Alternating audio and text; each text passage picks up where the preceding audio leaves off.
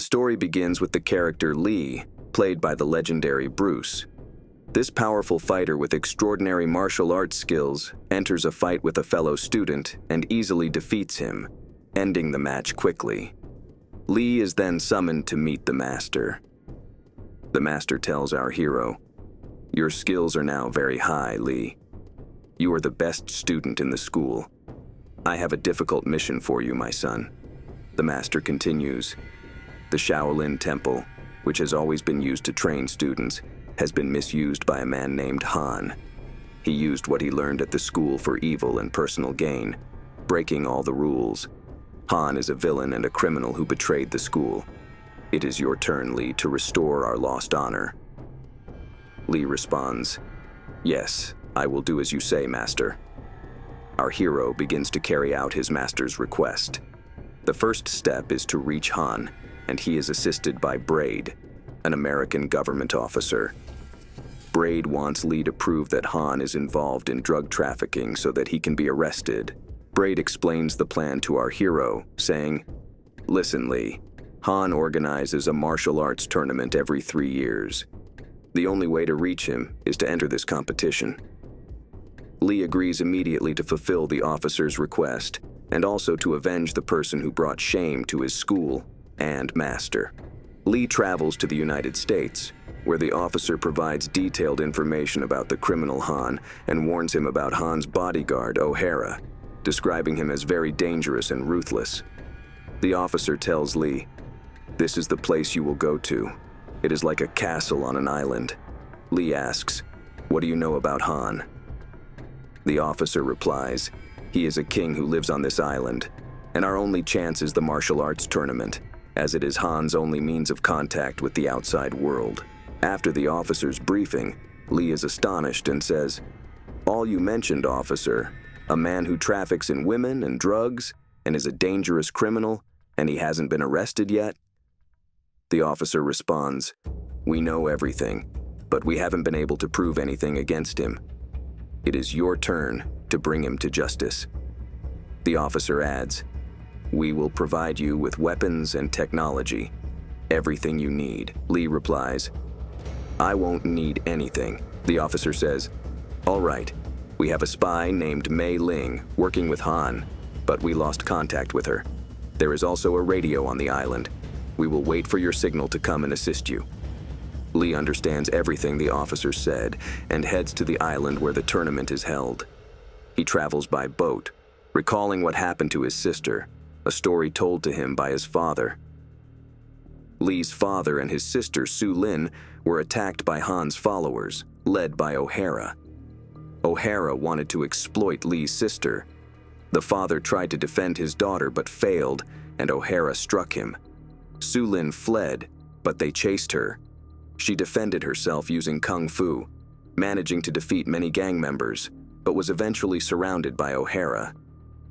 Realizing there was no escape, Su Lin killed herself with a bottle to avoid being exploited by the gang. Lee cried and went to her grave, vowing to avenge Han and his followers. Lee remembers all these difficult events and returns to the present, where we meet new characters. Williams is a skilled karate practitioner. His skills are evident when he goes to the tournament. Some police officers unjustly confront him, but Williams defeats them and steals a police car. Roper is a very wealthy man. While playing golf, a group of thieves confronts him. We learn that he lost almost all his money gambling. The thieves demand money, but we discover that Roper is very skilled in martial arts, and he defeats the thieves. Roper decides to join Han's tournament to win a lot of money and recover his losses. As the events unfold, we learn that Roper and Williams are friends. Williams notices Lee sitting alone and asks Roper, "Who is that man?" Roper replies, "I don't know him. I've never seen him before." A group of fighters gathered, and Lee went to them, finding that they were betting on a fight between insects. The fight was between a small insect and a large insect. Roper bet on the large insect, while our hero bet on the small insect. Everyone was amazed when our hero won the bet, and he responded with a smile. The ship then took the fighters to the island until they arrived at Han's Island. Lee entered the island to find that it was a giant school for training individuals in martial arts. He met the fighters and Tanya, one of Han's assistants, who welcomed them and took them to their designated rooms for rest. At the end of the day, a celebration was held, and the criminal Han appeared with many maids. He told the fighters to prepare for the tournament, which would start the next day, and that today was just for celebration. Our hero chose Mei Ling, the spy who had lost contact with Officer Braid. Ling said she was always being watched and couldn't learn about Han's activities. She mentioned that the girls who went to Han were with him at night and died the next day. She said she had little time, as Han could call for her at any moment and then kill her like the other girls. Our hero trained in preparation for the tournament. O'Hara, Han's guard, appeared and said the tournament would start early in the morning. Lee told him to leave the room immediately. The tournament began with Han announcing its start. The first match was between Williams and another man, and Williams easily defeated his opponent. Roper won some money because he had bet on his friend's victory. The second match was Roper's.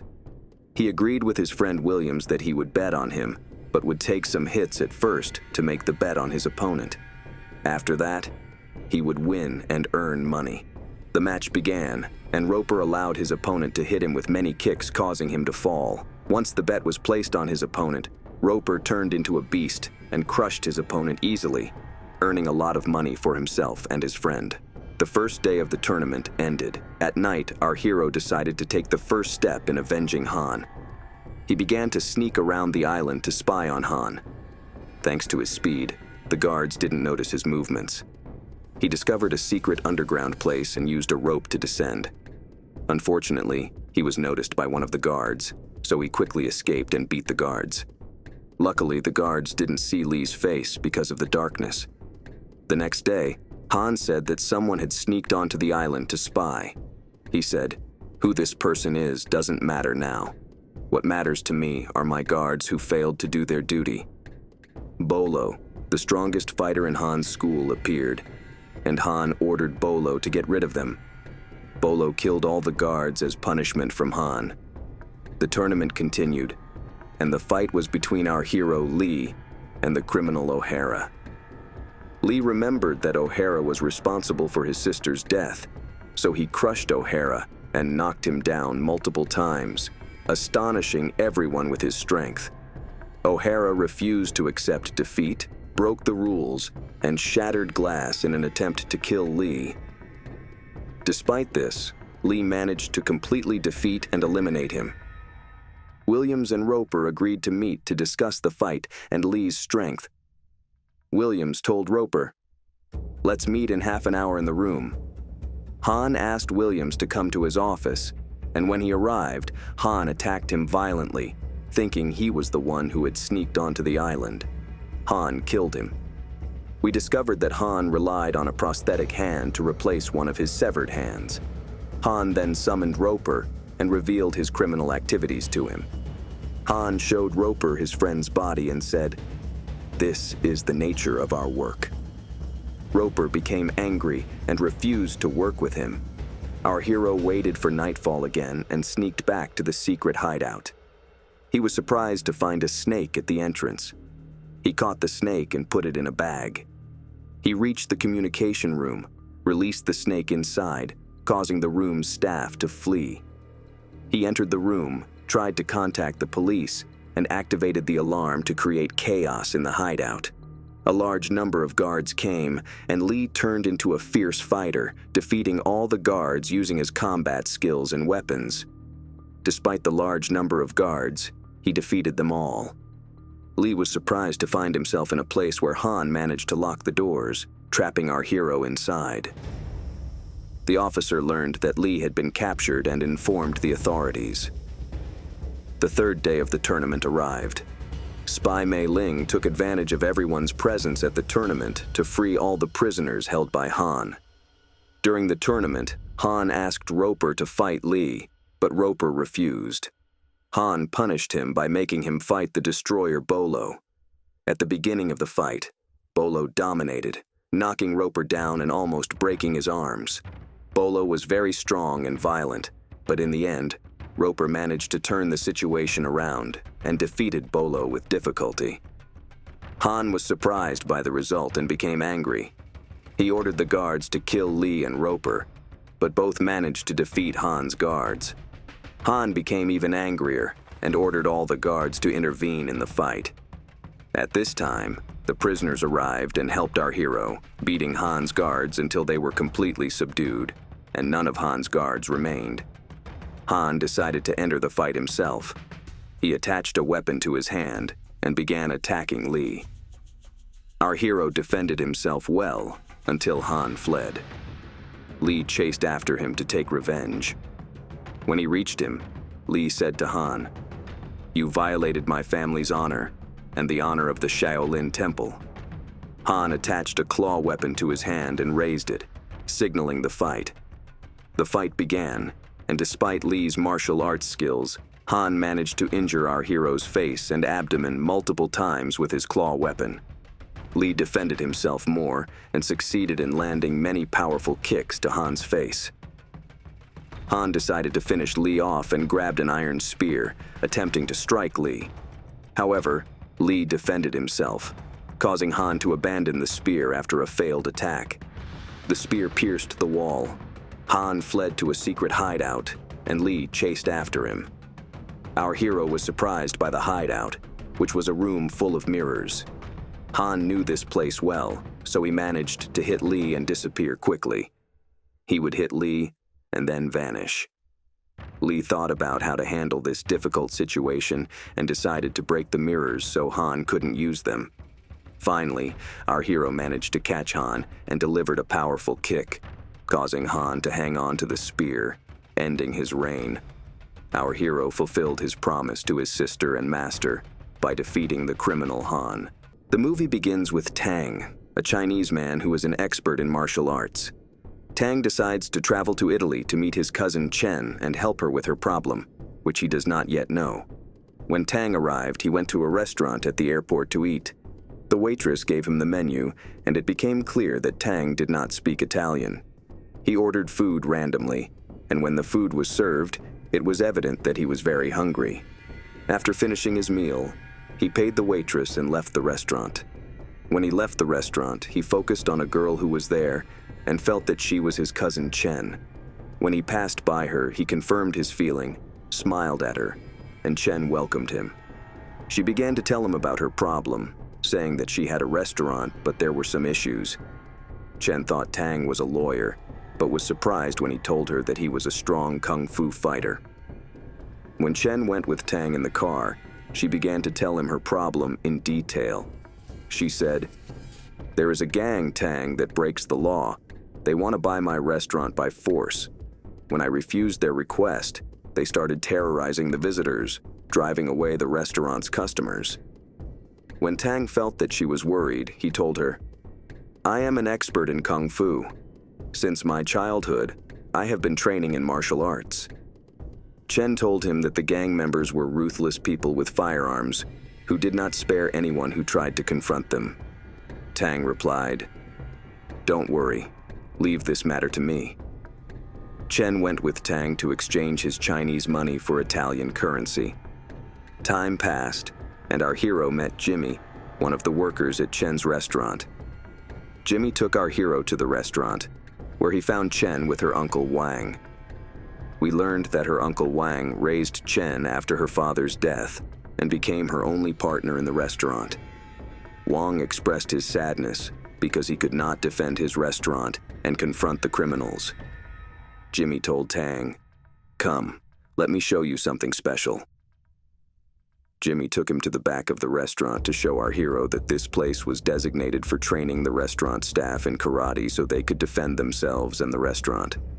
Tang welcomed them, and one of the trainees and workers at the restaurant said, "Why don't you join us and train with us in karate?" Tang agreed and started training, but Uncle Wang called them and said, "There are some customers. Come into the restaurant now." The workers entered the restaurant to start their work, while our hero went to the bathroom. The gang, led by Ho, the assistant to the gang leader, entered the restaurant. Ho ordered the visitors to be terrorized. and the gang did so, forcing them to leave the restaurant. Uncle Wang told Ho, "Give me just 2 days to do what you want." Ho replied, "You have 2 more days, or I will take the restaurant in my own way." Tang came out of the bathroom after the gang left, and when he learned what had happened, he was very sad because he did not confront them. At night, Tang was in the restaurant, and many men entered. We learned that they were members of the gang. The men started mocking the restaurant and disturbing everyone. The restaurant workers decided to fight, and Tang was with them. The fight was set to take place outside the restaurant. The gang members went outside, and at the beginning of the fight, Tang told the restaurant workers, "Wait until I show you the power of Kung Fu that no one can stand against." The fight began, and our hero hit the first man. The rest of the men attacked him, but our hero crushed all the gang members and made them regret confronting him. Chen felt happy because she felt strong with her cousin Tang and thanked him for protecting the restaurant. In the morning, Uncle Wang prepared breakfast. The restaurant workers ran towards him, and he told them, "This food is not for you boys, but for Tang, the hero who defended us." When our hero arrived, the restaurant workers asked him to show them some kung fu techniques. Tang agreed and took them to the back of the restaurant to the training area. He began to demonstrate his fighting style, and everyone was amazed by his strength when they saw the power of Tang's kick. Our hero was able to kick a person and send him to the wall with the force of the kick. After that, they asked Tang to teach them kung fu. Wang appeared and said to them, "Come on, it's time to work." Tang entered with the restaurant workers, and the restaurant started operating again because of Tang's presence. At night, our hero went home with Chen, only to be surprised by a man with a gun in front of them. However, Tang managed to beat him severely and disarm him. After being beaten, the man went to the gang leader. When the leader asked about Tang, Ho said, "He is a skilled Chinese kung fu fighter and has started securing the restaurant recently." The next day, the gang members, along with Ho, went to the restaurant and threatened Wang to take over the restaurant. The restaurant workers came, but the gang had firearms and beat the workers. At that time, our hero was walking with Chen outside the restaurant. When he entered the restaurant, the gang surrounded him with weapons. The leader said to him, "Leave the town," and gave him a ready flight ticket saying, "Be smart. If you don't, I'll get rid of you." When our hero left the restaurant, he managed to escape from the leader's men and started beating some of them. A man sneaked in and told the leader what had happened. The leader said, "Get rid of this boy, but without weapons, so it remains quiet and the police don't come." The gang members gathered against our hero, who had a nunchaku weapon. He managed to crush them all, showing his ferocity and terrifying fighting style, continuing to beat them until he got rid of them all. Then our hero entered the restaurant, disarmed the gang members, and grabbed the leader, saying, "If I see you in the restaurant again, I will never spare you." After the battle, Uncle Wang gathered everyone and said, "You must be careful. The gang will not remain silent about Tang beating them." Chen was also very worried about Tang and said to him, "Go back to the town because the leader will not leave you alone." Our hero replied, "I will not return until I make sure you and the restaurant are safe." At that time, there was a sniper aiming his weapon at Tang to kill him. He fired a shot but missed Tang. Our hero ran towards him, and the man tried to shoot him with the gun, but Tang hit him with a strong arrow, and the man fled. When Tang returned home, he was surprised to find that Chen had been kidnapped by the gang. Ho went to Chen and gave her a paper to sign the sale of the restaurant. Chen refused to sign, and Tang appeared in front of Ho. He managed to beat the gang members with the help of the restaurant workers. Then our hero said to the leader, "If you decide to attack us again, you will pay the price, and this is your last warning." When Tang left, Ho said to the leader, "To defeat Tang, we need to bring in a martial arts expert." The leader agreed, and Ho contacted the Karate Federation to meet Colt, the best karate player in the Federation. The next day, our hero celebrated New Year's Eve with Uncle Wang and the restaurant workers. Ho appeared and said that the leader wanted to meet them the next day to start a new page and forget the conflicts together. In the morning, Colt arrived in Italy. When he reached the leader, he welcomed him. One of the gang members challenged the fighter Colt, and we saw that Colt was a very strong man and a professional in karate. He easily defeated the man. After that, the leader said to him, "Be ready to get rid of Tang." Uncle Wang, Tang, and the restaurant workers went to meet Ho and the gang leader at the restaurant, but the leader did not show up. Ho suggested taking them by car to meet the leader. Uncle Wang was surprised by the place they went to. It was an empty place with no one there. Two karate fighters appeared in front of our hero, eager to fight. Tang entered to start the fight, but the restaurant workers said to him, "Wait, we will handle this." It turned out that the karate fighters were very strong and managed to defeat all the workers. Tang entered and managed to defeat them. He then decided to take revenge on Ho and the leader and went to look for them. When our hero left, we saw something very strange. Uncle Wang took out a knife and stabbed the restaurant workers, killing them. We learned that he was a traitor. When Chen refused to sell the restaurant, he conspired with the leader and his assistant Ho to get rid of Tang and take the restaurant for himself. Our hero tried to reach Ho and the leader. While searching, he heard a loud noise and tried to follow the source of the sound. The fighter Colt appeared and indicated that he would eliminate him. Our hero decided to run towards him to fight. When he realized that Colt was on the roof of the building, he climbed up to meet the fighter Colt. The fight between them began, and it was a fierce battle. Colt showed that he was an expert and skilled in karate, delivering powerful kicks and punches, dominating our hero with his high strength. Our hero tried to correct the situation and focused more on Colt's movements. He managed to deliver very strong kicks, knocking Colt to the ground. Colt became furious and tried to hit our hero but failed. Tang began to take full control of the fight and managed to beat Colt severely until he got rid of him. After that, our hero continues his journey and starts searching for Ho and the leader. When Wang learned that Tang had defeated the fighter Colt, he injured himself with a knife and told Tang upon his arrival that it was Ho who killed the workers. Tang becomes furious and tries to eliminate Ho. At this time, Wang attempts to stab our hero from behind, but fortunately, the leader arrives and starts shooting. Our hero dodges the bullets, and Wang gets hit. Our hero successfully hides from the leader and protects himself from the bullets. Meanwhile, Chen informs the police, and they arrive to arrest the leader. In the morning, Tang buries the loyal restaurant workers and bids farewell to his cousin Chen, telling her that he must return to the town. And here our episode ends. The young man Chung arrived in Thailand with his uncle to look for a job opportunity after traveling from China. Upon arrival, Chung's uncle asked him to remember his promise to his mother not to fight with anyone, and Chung agreed. As they moved forward, they stopped at a food cart to have some soup.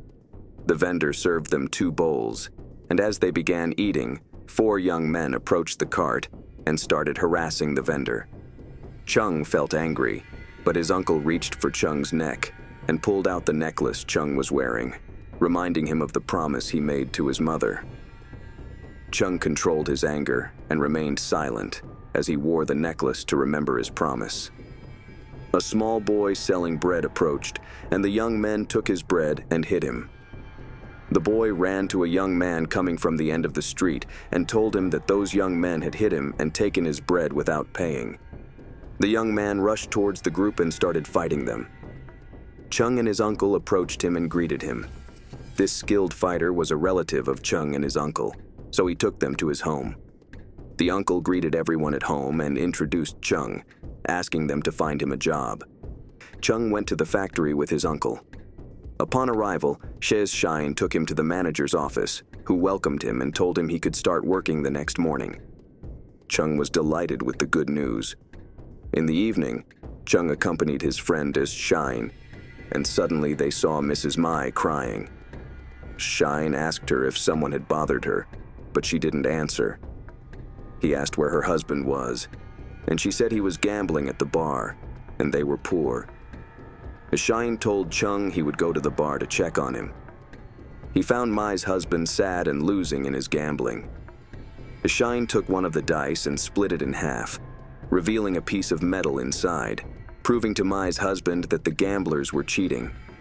He took him outside, followed by a group of angry gamblers. H's Shane fought them bravely while Chung watched without intervening due to his promise to his mother. After the uncle left, Chung went to his new job. Near the river, he saw a villain harassing Xiaomi. She tried to escape, and upon Chung's arrival, the villain fled immediately. Chung arrived at his new job at the factory and started working immediately. While pushing an ice block, it slipped and fell, breaking open to reveal a bag of drugs hidden inside. 2 workers noticed it and wondered what it was. Another worker picked it up and asked them to leave. The foreman approached Chung, who had dropped the ice block, and slapped him. He tried to hit him again, but Chung stopped his hand. Shane appeared and prevented the fight. The foreman ordered everyone to return to work except the 2 workers who saw the drugs. He told them to go to the manager's office immediately. The manager offered them $2,000 to keep quiet about what they saw inside the ice block. They refused the money and promised not to tell anyone. The manager sent 3 young men to kill them, and they were stabbed to death. The next day, Shane asked about the 2 workers who didn't return home the previous night. He was told they went to the manager's office. Shane went to the manager's office and asked about them.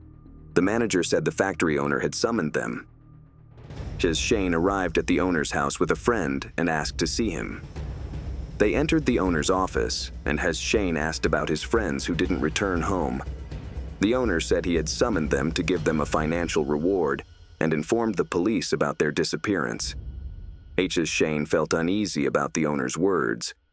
The owner offered to make him a rich man if he forgot about the 2 workers. Shane refused and angrily told the owner he would report him to the police. The owner said he had no evidence against him. Shane and his friend left the office, followed by a group of the owner's men. A fierce fight ensued, resulting in the deaths of Shane and his friend. At home, Shane's friends waited for him, but he didn't return. Early in the morning, they searched for him and his friend. Upon arriving at the factory, they decided to go to the manager's office to ask about Shane and his friend. The manager said the owner told him they had left, but they didn't believe him. They decided not to work until Shane and his friend returned. The foreman approached them with a group of men. Chung stepped aside and held his mother's necklace while his friends fought the foreman's men. One of Chung's friends asked him to join the fight, but Chung remained silent until one of the men hit him and took the necklace from his neck, throwing it to the ground. This ignited Chung's anger, and he started fighting them, knocking them down one by one, while his friends watched in amazement. After the fight, the manager summoned Chung to his office and appointed him as the new foreman to keep them from investigating Shane's disappearance. The workers were happy, and upon returning home, Xiaomi asked about their happiness. They told her the story of the hero Chung and how he was appointed as the new foreman. She asked if Shine had returned, and everyone fell silent. In the morning, Chung went to the factory manager's office to ask about Shane. The manager told him to inform the police if they didn't return by evening and invited Chung to dinner at a bar. In the evening, Chung went to the manager, who warmly welcomed him at the dinner table and invited beautiful women to distract Chung from Shane's disappearance. Chung asked about it, and the manager said the factory owner was now with the police chief informing him about the matter. In the morning, Chung rushed to the factory after spending the night at the bar. His friends asked if he had reported Shine and his friend's disappearance to the police. He told them he didn't go to the police station because the manager invited him to dinner. One of his friends sarcastically said, "For one dinner, you became one of them." Chung went to the manager's office and asked to meet the factory owner. The manager did not object and asked Chung to go after work. Chung went to the owner's house and entered the yard through the outer gate, only to be surprised by a group of fierce dogs attacking him. Chung started fighting them, and the owner came out and ordered the dogs to stop. He asked Chung to come to him, and Chung inquired about his friend Shosh. The owner told him that he had informed the police and sent his men to search for Hosh Shine and his friend. Chung returned home but received no welcome from his angry friends.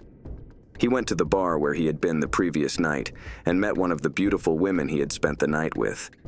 She told him that the owner was a fraud who dealt drugs hidden in ice blocks. Meanwhile, the owner's men raided Chung's friend's house, killing everyone they found except Xiao Mi, whom they kidnapped.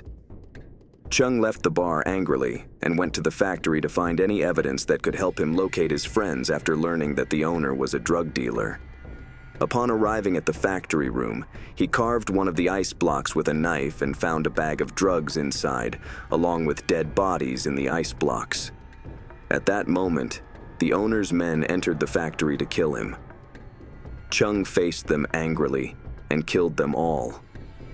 Chung returned to his friend's house, only to find them all dead. However, he did not find Xiao Mi's body, so he tried to search for her but couldn't find her. He decided to avenge his friends despite his promise to his mother not to fight anyone. He went to the owner's house and jumped over the wall to reach the yard. The owner sent 6 of his men to fight Chung while he watched. Chung approached them and killed them all. After that, he went towards the owner to fight him. Despite being an old man, the owner was skilled in fighting. The fight began, and the owner managed to wound Chung with a knife in his abdomen and scratch his face. While they were fighting, one of the girls in the owner's house freed Xiao Mi and informed her about the fight. As the fight continued, Chung, due to his anger and fighting skills, managed to overpower the old owner and stabbed him with the knife. The police arrived with Xiao Mi and arrested Cheng, putting handcuffs on both his hands. The story begins with our hero, Chen, returning to the Chinese city of Shanghai. The reason for his return is his desire to marry his fiancée who lives there. Chen is shocked to find out that his master has passed away due to severe illness. He is deeply saddened by the master's death and recalls his difficult childhood when the master adopted him, sheltered him from hunger and sleeping on the streets, and taught him the secrets of kung fu as he grew up. Chen asks the house servant about the location of the funeral so he can visit his master one last time. When Chen arrives at the funeral, he finds all the students crying, mourning the death of their teacher and leader. During the burial, Chen loses his mind and starts digging up the grave to retrieve his master. His older brother Fan asks him what he is doing and tells him to stop. Chen doesn't stop, so Fan hits him with a stick until he loses consciousness. After the funeral, the master's students gather and go to Chen. When they see him, Chen asks them how the master died. Fan, his older brother, replies that the master died due to illness. Chen, agitated, says he doesn't believe it, as the master was in perfect health. He suspects that the master was poisoned. After the funeral, while all the students are at the school, a group of Japanese fighters appears and gives Fan a banner with mocking words about the school and the master. It becomes clear that the Japanese fighters were happy about the master's death. One of them provokes Chen and mocks him, making Chen angry and determined to fight them. However, Fan tells him that it is not appropriate to fight anyone now due to their master's death. Despite the master's death, Chen does not forget the insult from the Japanese fighters to him and his master. He goes to their fighting school with the banner that mocked his master and school. When Chen enters, he challenges the students to bring their master. The students tell him to leave, but Chen refuses, stating that his master was mocked. Some students start fighting Chen, but he defeats them all easily. More students gather around Chen to teach him a lesson, but Chen takes off his shirt and uses his high skills and incredible speed to defeat them all. Chen is highly skilled in kung fu and uses nunchaku to show that he is a fierce fighter. The school's master tries to fight Chen, but is also defeated. Afterward, Chen puts his shirt back on and tells the students and their master that if anyone dares to approach his school or master again, he will show no mercy. He takes the banner they sent and makes the students eat its papers as a sign of his complete rejection of mocking his master. Later, the master, Hiro, learns about what happened. Hiro is the grandmaster of the Japanese school. Enraged, Hiro orders his followers to attack Chen's master's school and beat anyone who stands in their way. Hiro's followers go to Chen's master's school and start fighting the students. Chen is not there at the time. Despite Fan and the students' defense, the Japanese fighters manage to take control of the fight, beat the students, and destroy the school. When Chen returns to the school, he is shocked to find it destroyed. Fan explains what happened and tells him that the Japanese fighters destroyed the school because of him. Fan tells Chen that he should not have gone to fight them to prevent this disaster. Chen's fiancée, Leah, disagrees with Fan and tells him that Chen is brave for defending them and rejecting the mockery of their school and master.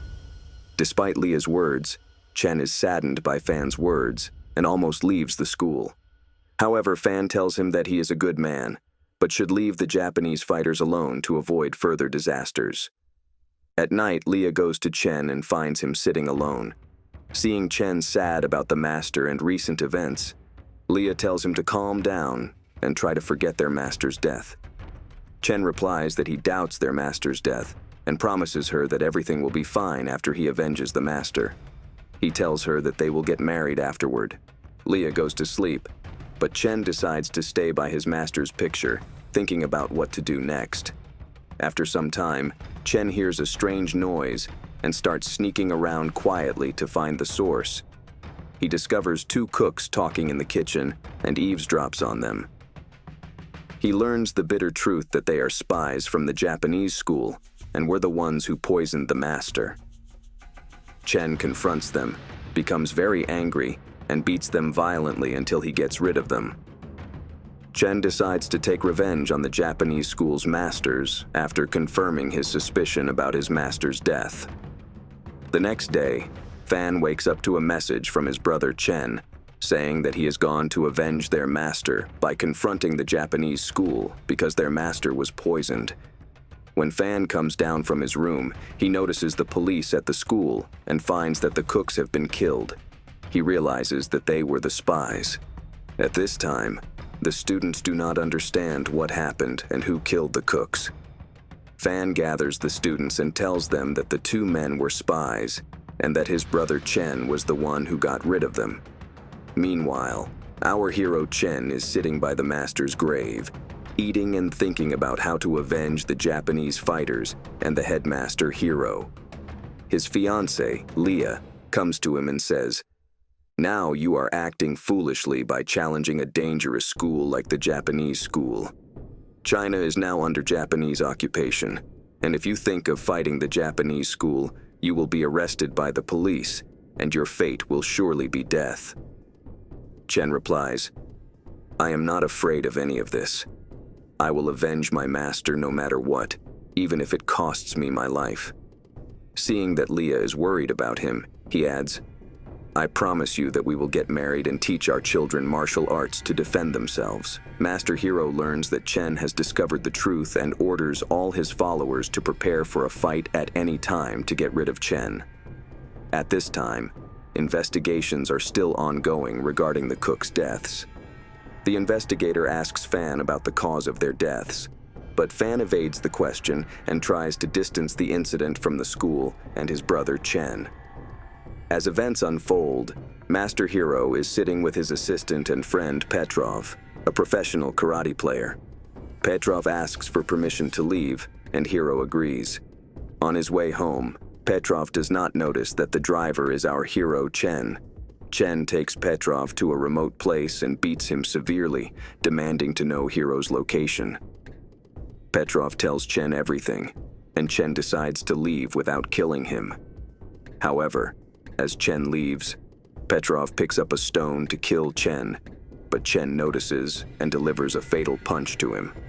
Hiro learns about his assistant's fate and that Chen was the one who killed him. Knowing Hiro's location, Chen disguises himself as an old man to observe the place and the guards carefully, planning his attack on the Japanese school. As events progress, Chen cuts the communication lines of the Japanese school and disguises himself as a maintenance worker to gain entry. Successfully entering the school, Chen notices Hiro's friend and karate fighter Petrov, recognizing him as a very strong fighter with high karate skills. Chen enters Hiro's office to fix the phones. Hiro does not notice Chen's disguise and discusses his future plans with his assistant. Chen listens carefully to learn everything about the school before seeking revenge. At night, Chen sneaks into the Japanese school after finalizing his revenge plan. Upon entering, he tells the Japanese students to stay out of his way or face a beating.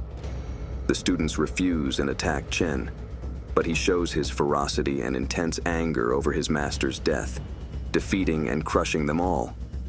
One of Hiro's strong fighters, skilled in swordsmanship, confronts Chen. The fighter injures Chen with his sword, but Chen regains focus and defeats him with a brilliant move using the sword. Chen continues his revenge journey, fighting every student he encounters until he reaches Hiro and his karate expert friend Petrov. A fight ensues between Petrov and Chen, with Petrov landing powerful punches on Chen. Despite Petrov's high endurance, Chen manages to defeat him. Chen then searches for Hiro to avenge his master. Hiro emerges with a sharp sword and strikes at Chen, nearly killing him, but Chen dodges the attack. The fight between them reveals Hiro's exceptional sword skills, injuring Chen and causing a severe wound.